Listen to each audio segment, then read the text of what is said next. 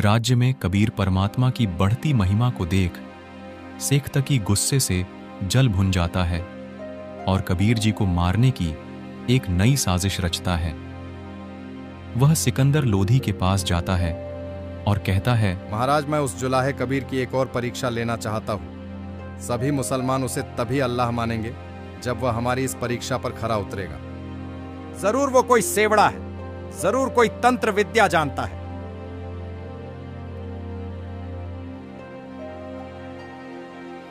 एक बात बताओ पीर जी, आपने कितनी परीक्षा ले ली, संतों को दुखी नहीं किया करते। आप तो स्वयं जानी जान हैं। ज्यादा चतुर मत बनो महाराज, हमारे साथ पूरा मुस्लिम समाज है। हम उस जुलाहे की परीक्षा लेना चाहते हैं। हम उसे तभी अल्लाह मानेंगे। अल्लाह तो निराकार होता है, वो शरीर में नहीं आता। ये तो कोई सेवड़ा है, ये अल्लाह नहीं हो सकता। राजा दुविधा में आ जाता है और कबीर साहब के पास जाकर कहता है, हे परवरदिगार, ये सीख तकी मुझे जीने नहीं दे रहा है। कह रहा है कि हम कबीर को अल्लाह नहीं मानेंगे। उन्होंने एक शर्त रखी है, वो आपकी एक और परीक्षा लेना चाहते हैं। उन्होंने कहा है कि पूरा मुस्लिम समाज आपको तभी अल्लाह मानेगा जब आप उनकी परीक्षाओं पर खरा उतरेंगे। राजन, उनसे जाकर कह दो कि जो उन्हें उचित लगे वो वैसा करे। शायद मेरी मृत्यु उन्हीं के हाथों लिखी हुई है।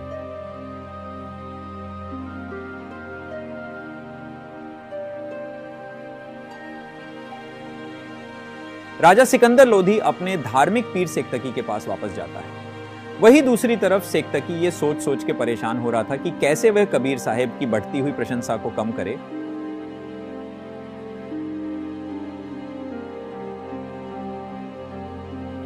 तभी शेख तकी के कक्ष में सिकंदर लोधी आता है और कहता है, पीर जी, आप कबीर जी की जितनी भी परीक्षा लेनी है आप ले सकते हो। राजा के मुख से इतना सुनते ही शेख तकी बहुत खुश होता है और मन ही मन कबीर साहब को जान से मारने की साजिश करने लगता है। शेख तकी ने कबीर साहब को मारने के लिए कई साजिश रची, लेकिन वह कबीर साहब का बाल भी बांका नहीं कर पाया। इस बार उसने अपने धार्मिक पीरों के साथ मिलकर योजना बनाई कि वह कबीर जी को गुंडों के द्वारा जान से मार देगा। शेख तकी योजना बनाता है कि कल रात को हम गुंडों के साथ जाके कबीर जी के तलवार से टुकड़े टुकड़े कर देंगे और उन्हें जान से मार देंगे। शेख तकी चाहता था कि किसी भी तरह कबीर साहब को मृत्यु के घाट उतार दिया जाए, क्योंकि कबीर साहब ने उनकी दुकानें बंद कर रखी थी। लेकिन शेख तकी ये मानने को तैयार नहीं था कि कबीर जी स्वयं ही अल्लाह हैं। अगली सुबह होते ही शेख तकी ने कुछ गुंडे बुलाए और उनसे कहा, सुनो, आज रात होते ही हम उस कबीर के इस तलवार से टुकड़े टुकड़े कर देंगे। इस बार रात्रि के समय उस जुलाहे की कुटिया में जाकर उसका खत्म कर देंगे। जी पीरा जी, अब की बार आप चिंता मत करो। हमसे आज तक कोई नहीं बच पाया। वो कबीर तो फिर भी एक मामूली इंसान है।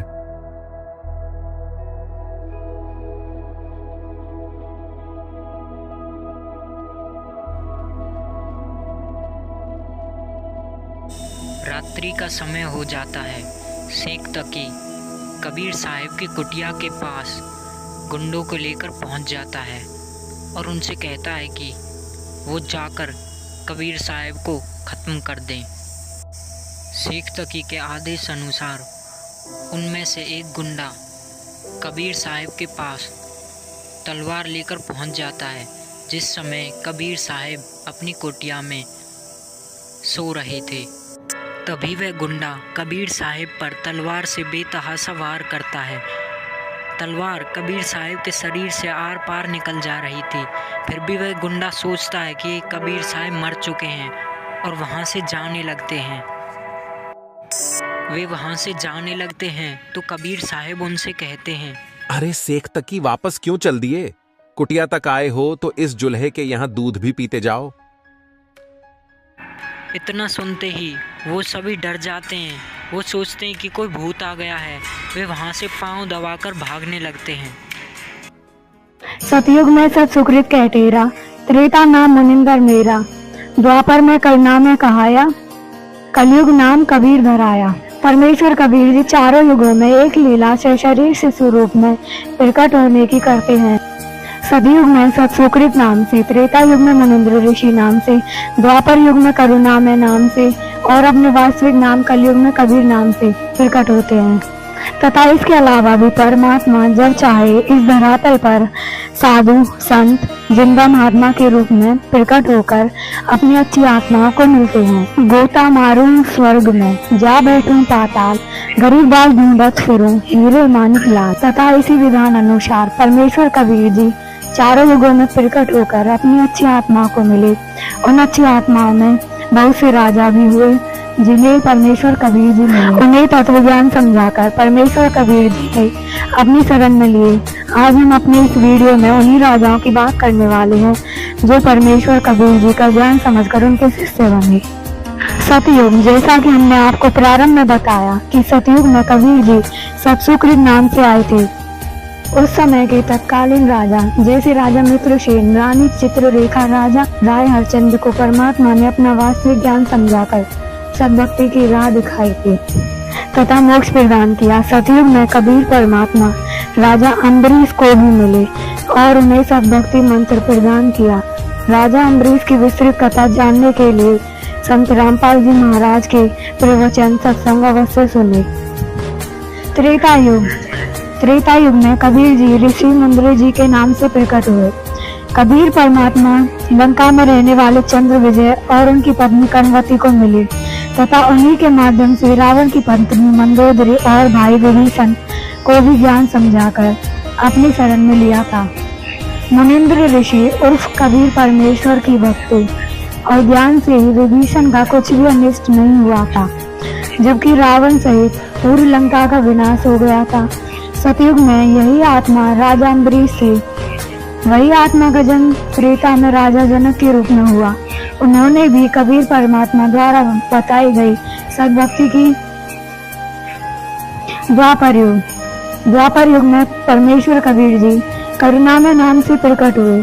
उस समय के तत्कालीन राजा चंद्र विजय और उनकी पत्नी रानी इंद्रमती, परमेश्वर कबीर जी ने रानी इंद्रमती को और राजा चंद्र विजय को अपने सच्चे ज्ञान से परिचित कराया और दोनों का कल्याण किया। द्वापर युग में और भी अन्य राजा हुए जिनमें राजा भोजराज, राजा मुचुकुंद, राजा चंद्रहास, राजा विद्युत और राजा देव, जिन्होंने उस समय करुणामय रूप में और कबीर जी के ज्ञान से प्रभावित होकर सद्भक्ति मार्ग अपनाया था, जिससे उनका कल्याण हुआ। कलयुग, आज से 626 वर्ष पहले विक्रमी संवत 1455 सन 1398 ज्येष्ठ मास की पूर्णमासी के दिन कबीर जी सतलोक से आकर काशी के लहर तारा तालाब में से शरीर शिशु रूप में प्रकट हुए, जहाँ नीरू नीमा नामक निसंतान जुला दंपति उन्हें अपने घर में लाए।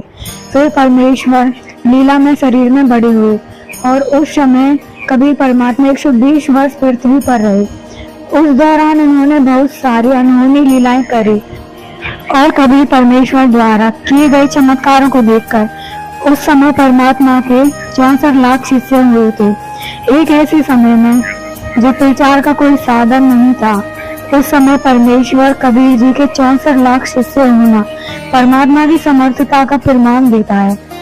वहीं उस समय के तत्कालीन राजाओं ने भी परमात्मा कबीर साहिब की शरण ग्रहण की थी, जिनमें से कबीर परमात्मा ने काशी के राजा वीर सिंह बघेल को समझाया।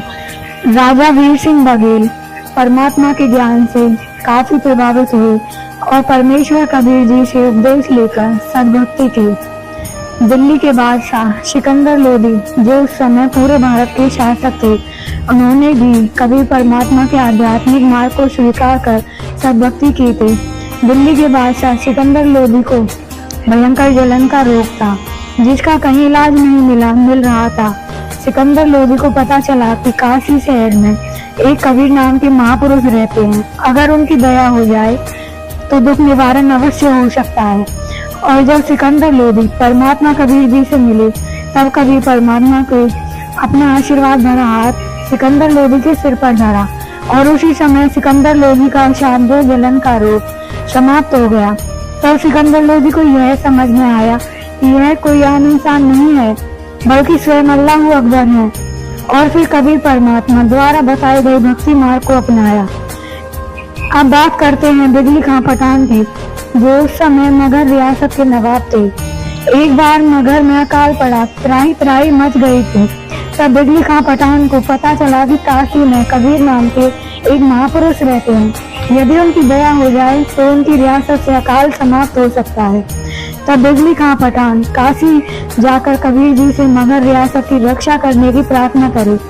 उस प्रार्थना को स्वीकार करते हुए उस समय कबीर परमात्मा ने मगध रियासत की रक्षा करी थी।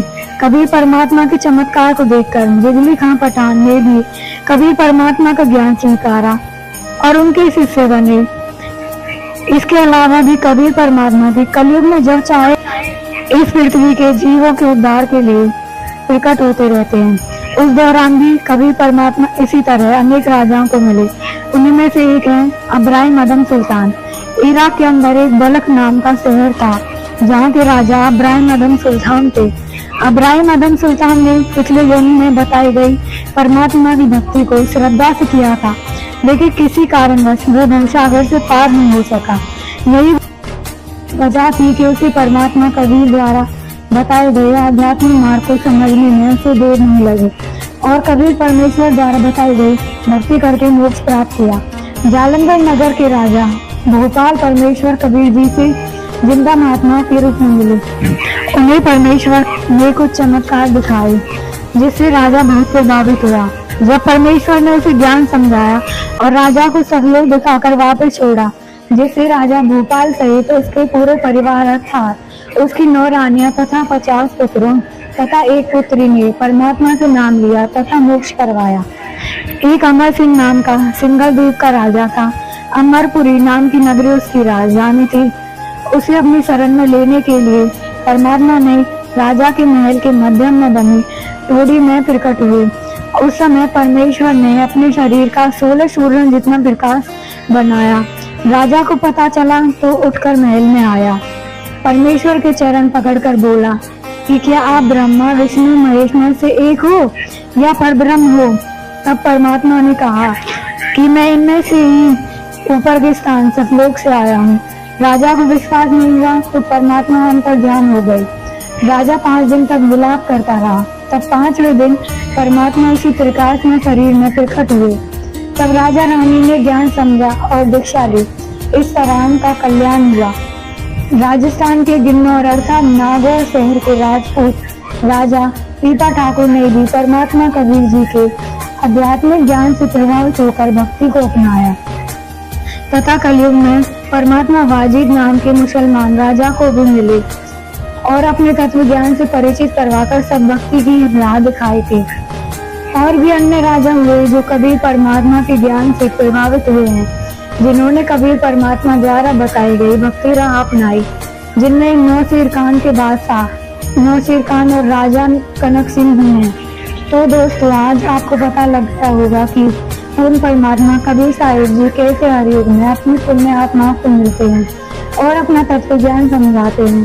परमात्मा कबीर साहिब जी हमारे पिता हैं, जो हर युग में प्रकट होकर हमें भक्ति की राह दिखाते हैं, ताकि हम वापस उस सुखदायी लोक